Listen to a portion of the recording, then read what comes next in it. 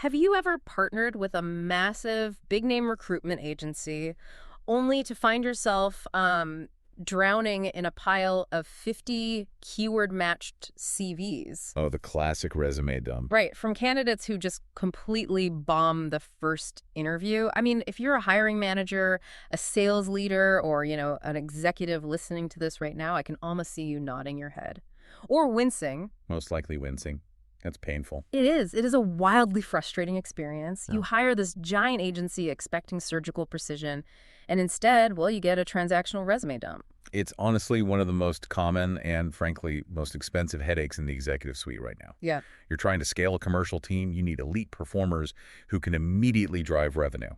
But instead of being handed a strategic solution, you're handed this massive administrative burden. You basically become a full-time resume screener. Exactly, you're doing the job you paid them to do. And that is exactly what we are tackling today. So our mission in this deep dive is to unpack a really fascinating piece by Wynne Nathan Davis. It's titled, "Why Do Companies Overlook Recruitment Agencies That Actually Deliver Results?" It's a great piece, really eye-opening. It really is. We're going to explore why bigger isn't automatically better in the recruitment world and uncover some highly actionable strategies to drive true, predictable sales success in your organization. Because the ultimate goal here, right, is finding out how to secure the top 1% of sales talent, an absolute elite. Exactly. Okay, let's unpack this because there is a serious disconnect between the size of a recruitment agency's brand and the actual quality of the hires they produce. There really is.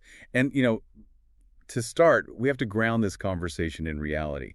What is the ultimate goal for a sales leader? Right. It's not just getting bodies in seats. No, the goal is never just filling a seat. It's securing that top 1%. Yeah. And the fundamental argument here is that you simply do not achieve that through sheer volume. I mean, I want to push back on that right out of the gate, though, Sure. purely from a hiring manager's perspective, especially one who has, a board breathing down their neck about missing key 3 targets. Oh, the pressure is real. Yeah. So doesn't a bigger agency with a massive database give you a better mathematical chance of finding a unicorn? It feels like it should, right? Yeah. I mean, if I'm desperate for pipeline, 50 resumes feels like momentum. 5 resumes feels like a massive risk. Isn't it just a numbers game? Well, it feels like momentum, but it's an illusion of progress. What's fascinating here is that in the context of elite sales talent, keywords are almost entirely meaningless. Wait, meaningless? Basically, yeah. I mean, think about it. A resume might boldly state, enterprise sales manager and SaaS software. Right. And they might even list this massive quota they supposedly hit. But a volume-based agency, they just scrape those keywords and forward the PDF. It tells you absolutely nothing about the actual environment that candidates succeeded in. So you're saying the keyword gets them through the filter, but it doesn't prove they can do my job. Precisely. And this is the volume trap. The process becomes this superficial matching exercise rather than a deep, evaluation exercise. Right, it's just matching words on a page. Exactly. Here's the reality. A short list of just 5 carefully selected, deeply vetted candidates will almost always outperform 50 applications that have only been matched on surface-level keywords. But how do they vet them differently? Like, if the massive agency is just hitting search on a database, what is the precision agency doing differently on day one? They start by diagnosing the structural integrity of your team before they even look at a single candidate. Oh, wow. So before they even search. Long before. Yeah. The best recruitment partners, the ones actually driving sales success, they ask foundational, sometimes uncomfortable questions before a single CV is ever sent to your inbox. Like what? What are they asking? They ask, what does success actually look like in this role? And not just in revenue, but in daily behavior. Yeah. Why has this position become available? Oh, that's a good one. Right. Is it growth? Or is it turnover due to a toxic territory? What type of psychological profile performs well within your specific team dynamic? That's so much deeper than just asking for a list of required skills. Exactly. They also ask which skills are strictly essential versus which ones are actually trainable. And crucially, what challenges will this hire face in their first 12 months? That last one is huge. I feel like so many hiring managers just sell the dream during the interview. Oh, constantly. Yeah. But a great recruiter forces you to articulate the nightmare. That's a great way to put it. If your recruiter isn't asking those specific questions, they aren't recruiting, they are administrating. Right. And this brings us to a proprietary methodology mentioned in the text. It's called the five-stage sales team scaling system. I saw that in the piece. Break that down for me because, it sounds great on paper, but how does it actually mitigate my hiring risk as an executive? Well, it attacks that numbers game fallacy by forcing alignment. Step one of that system isn't sourcing. It's defining the team structure, the growth objectives, and the commercial outcomes up front. Okay, so give me an example. Let's say your objective is to add 10 million in net new annual recurring revenue. The system forces the executive and the recruiter to sit down and mathematically model out what it takes to get there. Like working backwards. Exactly. How many deals is that? Yeah. What's the average contract value? How many calls does that require? Right, breaking down the actual daily grind. Yeah. And once you define those required commercial outcomes, you suddenly realize that you don't need a generic sales manager. You need a highly specific operational profile. So because those foundational questions reveal such highly specific needs, a massive generalized database instantly becomes useless. Useless. You cannot search a generic database for, someone who can handle a highly toxic territory and rebuild a fractured pipeline. No, there's no checkbox for that on a job board. You absolutely cannot. Which means you need a totally different approach to sourcing. And this is where the concept of hyper-specialization comes into play, right? Depth over breadth. Yes. Specialist firms don't try to be everything to everyone. The text highlights a firm called the Sales Experts as the absolute gold standard for this. Right, I noticed that. They don't recruit HR managers or IT support. They focus exclusively on commercial hiring across very specific, complex sectors. Like which ones? We're talking technology and software, artificial intelligence, industrial and technical, manufacturing, Okay. automotive and fleet, business services, telecommunications, consumer products and FMCG, and media and marketing. That's a highly deliberate list, and frankly, this makes perfect sense. I always think about hiring like agriculture. Okay, I like this. Go on. Well, you can buy the most expensive, highly reviewed seeds in the world. Those are your top-tier candidates. But if you plant them in highly acidic soil without testing the soil first, they're going to wither and die. Oh, that is a phenomenal way to look at it. Right. A volume agency just sells you seeds. A specialized partner comes in and tests your soil first. Yes, because understanding the soil, the specific industry nuances, that is where generalists completely fail. Right. As an executive, you shouldn't have to spend the first month of your engagement explaining your industry's basic terminology to your recruiter. Let alone your sales cycles or your competitor landscape. Exactly. If I'm paying a premium fee, I expect them to bring market intelligence to me, not the other way around. Precisely. But let's dig into the actual roles. Because the text talks about how generalist recruiters miss the fundamental mechanics of different sales profiles. They really do. They just see the word sales and assume it's one monolithic discipline. Right, but as an executive, we know the difference between a hunter and a farmer. What I want to know is, why is it so hard for a generalist to tell them apart? Well, because a smart farmer knows exactly how to disguise themselves as a hunter in a 30-minute interview. Oh, wow. Okay, pull on that thread. How do they fake it? A generalist recruiter will look at a resume, see that a candidate grew their territory by $2 million last year, and immediately classify them as a killer hunter. And then they just pass the CV right to you. Right. But a hyper-specialized recruiter knows how to interrogate the attribution of that $2 million. Oh, they dig into where the money actually came from. Exactly. Through behavioral questioning, the specialist might uncover that the candidate didn't knock on a single new door. Wait, really? Yeah. It turns out the product team released a highly requested feature, and the candidate simply walked into existing accounts and took the upgrade orders. So they farmed an existing crop, they didn't hunt for a new one? Exactly. They nurtured relationships and cross-sold, which is, incredibly valuable if you need an account manager. Right, if that's the role. But if you need a business development manager out there generating net new logos from scratch, that candidate will drown. And a generalist just doesn't know how to peel back that layer of attribution. No, they don't even know to ask. That's terrifying, honestly. And it's the exact same logic when looking at the difference between, like, a specification sales manager and a territory sales executive. Absolutely. Like, if I'm an executive in manufacturing, a specification sales manager is someone who might work with architects for 3 solid years just to get our specific product written into a building's blueprints. Yes. Literally no money changes hands for 36 months. Exactly. It requires immense patience, technical depth, and long-term stakeholder management. Right. Now compare that to a territory sales exec who is tasked with moving existing stock to local distributors before the end of the quarter. It is a completely different psychological profile. Entirely. Yeah. If you take a brilliant territory exec who thrives on 30-day transactional wins and you put them into a specification role that requires 3 years of patience. They will quit in 6 months out of sheer boredom and frustration. And that is an unbelievably expensive mistake. You lose the recruiter fee, the salary, the onboarding time, Oh, the onboarding time is brutal to lose. and most importantly, the opportunity cost of the revenue they failed to bring in while the territory just sat stagnant. Wow. Yeah. And this applies all the way up to the C-suite, by the way. A generalist often doesn't grasp the nuanced strategic difference between a commercial director focusing on market share and a chief revenue officer optimizing the entire revenue engine. Right, across marketing, sales, and customer success. Exactly. So specialization prevents you from putting the right person in the wrong ecosystem. But let's say you do identify that hyper-specialized, perfect talent, the person who actually did the net new hunting. Right, the unicorn. As an executive, I know exactly what happens next. That person vanishes from the market in a flash. Oh, instantly. Top-tier salespeople are almost never unemployed. And if they do decide to look around, they are juggling like 4 different interview processes at once. This is where agility becomes your greatest operational asset. Agility, okay. Yeah, the massive volume-heavy agencies are bogged down by internal red tape, endless committee approvals, and rigid processes. By the time they format a CV and schedule a screening call, the top candidate has already accepted an offer from a competitor. So the small guys win on speed.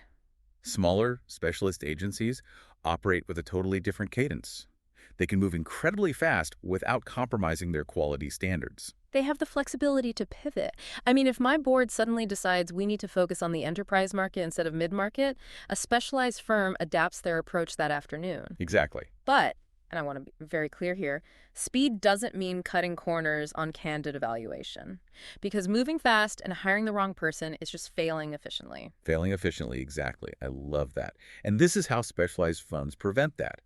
Here is where the methodology gets incredibly rigorous. Okay, tell me more. The text outlines another proprietary framework used by the sales experts. It's called the Sales Hunter Intelligence Evaluation. The Sales Hunter Intelligence Evaluation. Yeah. Got it. This goes miles beyond verifying a quota number on a resume. Because as any seasoned executive knows, just because someone crushed their quota at Company A absolutely does not mean they will hit it at Company B. Here's where it gets really interesting, because context is everything. So how does this intelligence evaluation actually test for context? Well, it assesses whether past success is truly transferable to your specific commercial reality. It analyzes a whole spectrum of mechanical factors. Like what? Let's look at one. Sales cycle complexity. We touched on this with the architect example. The evaluation tests a candidate's endurance. Okay. If your product requires navigating a 14-month procurement gauntlet with an 8-person buying committee involving IT, legal, and the CFO. Right, a total nightmare. Yeah, exactly. The candidate needs a specific stamina. The evaluation actively tests if they have managed that level of multi-threaded complexity before, or if they were used to single-call closes. That makes so much sense. It also tests for buyer profile alignment, their stakeholder management skills, and their specific sales methodology. Like, are they a challenger sale rep or a medic expert? Yes, all of those are critical. But the one that really stood out to me in this evaluation is how it assesses the lead generation model they are accustomed to. Oh, yes. That is the silent killer of so many great hires. The lead generation model mismatch is perhaps the biggest blind spot in modern recruitment. Let's paint a picture for the listener on this one, because I think this is huge. Imagine you hire a top-performing account executive away from Salesforce. They are a superstar. A total rainmaker. Right. But at Salesforce, they had an entire global marketing machine behind them, handing them 5 warm, inbound, highly qualified leads every single morning. They are an amazing closer when the prospect already knows the brand. Right. And then you drop that superstar into your Series A startup. You have 0 brand recognition, no marketing budget, and you expect them to generate all their own opportunities from cold outbound outreach. They will fail. They will fail. Yeah. And they won't fail because they are a bad salesperson. They will fail because the ecosystem, the lead generation model they rely on to survive, just does not exist at your company. And a volume agency never tests for that. Never. They just sell you the Salesforce brand name on the resume. If we connect this to the bigger picture, this is why a transactional resume dump is so destructive. It really is. Great recruitment is about alignment. It doesn't end when the CV is sent. It's not a handoff over a wall. It is an ongoing, deeply consultative partnership. I always hear the phrase consultative partnership, but honestly, it can sound like corporate jargon. Fair enough. What does that actually look like in practice for a hiring manager in the trenches? In practice, it means the recruitment firm acts as a localized extension of your commercial team. They don't just say yes to your demands. Oh, so they push back. Exactly. They provide active, real-time market insight and honest pushback. If you're asking for a unicorn candidate with 10 years of AI experience for a base salary of $80,000, Good luck with that. right, a true partner will tell you immediately that your expectations are divorced from market reality. They do the salary benchmarking for you, so you don't waste 3 months searching for a ghost. Exactly. They prevent you from losing an incredible candidate at the finish line over a minor compensation mismatch. Right. They manage the candidate's expectations, they handle the delicate offer negotiation, and they provide crucial support right through the onboarding process. Because they actually care if the person stays. Yes, they are financially and reputationally invested in that candidate, actually driving revenue for you, not just signing an offer letter. So it is the exact opposite of the fire and forget model you get with the big box agencies. Completely opposite. But this reality brings up a very modern dilemma. I mean, we are talking so much about deep, nuanced, highly human evaluation. Yes, we are. How does a specialized boutique agency survive in a world that is rapidly being dominated by artificial intelligence and automated sourcing tools? It's the question everyone is asking. Right. If an AI can scrape 1 million profiles in 10 seconds, aren't human recruiters going to become obsolete? Well, this raises an important point about the future of sales recruitment, and it's something every executive is keeping an eye on. Definitely. The landscape of hiring is undeniably evolving. But instead of fearing automation or predicting the demise of recruitment agencies, forward-thinking firms, like the sales experts, are actually embracing a hybrid model. Okay, so it's not a cage match. It's not human intuition versus AI automation. No, it's a synthesis. The future of recruitment is a seamless blend of advanced technology and irreplaceable human expertise. I really love that framing. If we synthesize this for our listeners, technology and automation are incredible tools for top-of-funnel data parsing. Absolutely. AI can map a market, identify movement, and find the needle in the haystack at lightning speed. Yes, it's incredibly fast. But, and this is the crucial part, it takes deep, nuanced human expertise to look at that needle and know if it's the right needle for the specific fabric of your business. Exactly. AI can verify that a candidate has 10 years of SaaS experience, but AI cannot sit across from a candidate and assess if they have the specific grit required to survive the unique 12-month challenges of your boardroom. Right. AI cannot interrogate the attribution of a candidate's past revenue to see if they are a disguised farmer. No, it can't. AI can't tell you if a candidate is going to clash with the toxic territory you need them to fix. Precisely. That blend of advanced technological speed with high-touch behavioral human partnership is what makes this approach evergreen. Yeah. It's truly the only reliable way to drive predictable sales growth for clients in a rapidly shifting economy. All right, we've covered an immense amount of ground today. We really have. We've dismantled the volume trap. We've explored the hidden dangers of the hunter versus farmer camouflage. Which is a big one. Such a big one. We've unpacked the vital importance of the lead generation model, and we've looked at the hybrid future of hiring.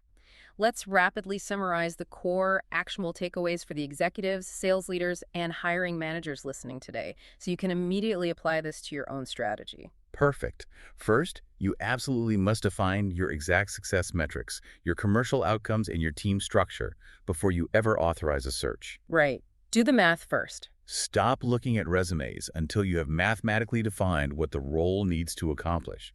Use that upfront time to mitigate your back-end risk. Number 2, prioritize agencies with deep, highly specialized market knowledge over pure brand size. Look for a partner who tests the soil, not just someone who sells you seeds. Exactly.